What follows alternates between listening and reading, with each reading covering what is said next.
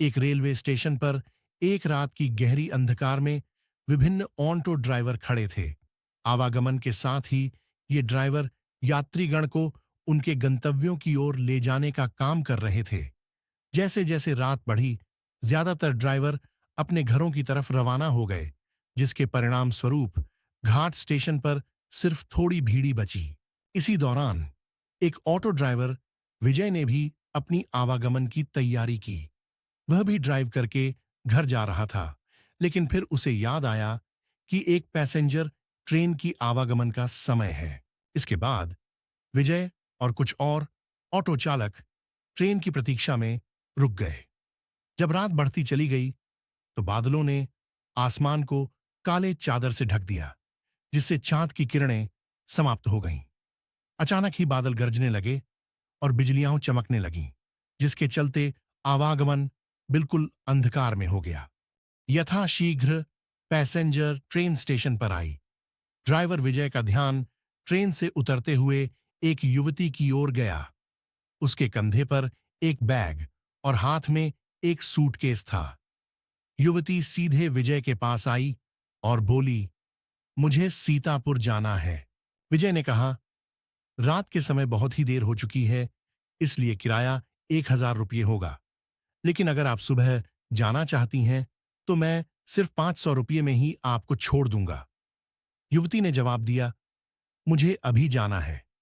युवती ने कहा, मैं आपको अभी 500 रुपये देती हूं, क्योंकि मेरे पास अभी सिर्फ 500 रुपये ही हैं।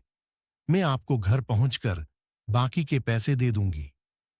विजय ने उसके प्रस्ताव को स्वीकार किया और बोला, मैडम, आप ऑटो में बैठिए। कुछ ही देर में विजय ने युवती को उसके गंतव्य के पते पर पहुंचा दिया। युवती ऑटो से उतरते ही जल्दी से अपने घर की ओर चली गई और विजय से कहा कि मैं आपको बाकी के 500 रुपये देने आती हूं। विजय करीब आधे घंटे जितना इंतजार करता रहा, किंतु वो युवती विजय को पैसे देने के लिए नहीं आई। अब विजय ने सोचा कि मुझे देर हो रही है, क्यों ना मैं उस युवती के घर पे जाकर पैसे ले लूं। वो उसके घर चला गया। घर का दरवाजा एक बुढ़िया ने खोला। विजय ने उससे कहा कि एक मैडम यहां ऑटो से आई थीं। उन्हें मुझे मेरे 500 रुपये देने हैं। वो अब तक पैसे लेकर बाहर नहीं आई।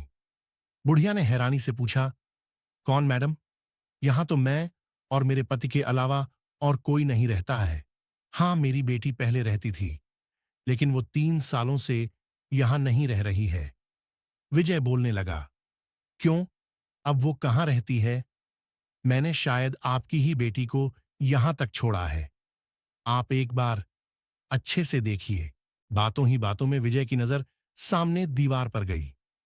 वहां उसी लड़की की तस्वीर लगी हुई थी जिसे वो ऑटो में बैठा कर लाया था। विजय ने बुढ़िया से पूछा, वो दीवार पर जिसकी तस्वीर लगी है, वो आपकी बेटी है? बुढ़िया ने जवाब दिया, हाँ, वो ही मेरी बेटी है। क्यों, क्या हुआ? तुम ऐसे क्यों पूछ रहे हो? जवाब सुनते ही विजय बोल पड़ा, माताजी, मैंने कहा था ना कि मैं आपकी बेटी को ही घर लाया हूं। यही मेरे साथ ऑटो में बैठकर आई थीं। आप अब जल्दी से मेरे पैसे दे दीजिए। देखिए, सुबह भी हो गई है। मैं कब से यहीं खड़ा हूं। बुढ़िया ने दुखी मन से कहा, बेटा, ऐसा नहीं हो सकता। हाँ, ये मेरी बेटी है, लेकिन 3 साल पहले ये ट्रेन के नीचे आकर मर चुकी है। इसे तुम कैसे घर ला सकते हो? ये सुनते ही विजय के होश उड़ गए। वो तेजी से वहां से भागा। जैसे ही वो ऑटो के पास पहुंचा तो देखा कि उसकी सीट में 500 रुपये रखे हुए थे। उसने वो पैसे भगवान के सामने रखे और मंत्र का जाप करते हुए आगे की ओर बढ़ गया। उसके मन में हुआ कि आज तो सवारी बैठाने और पैसेंजर ट्रेन के लालच में मेरी जान जाते जाते बची है। उस दिन से विजय ने रात को ऑटो चलाना ही बंद कर दिया। वो सिर्फ दिन के समय सवारी लाता व ले जाता और रात को घर में आराम से सोता है।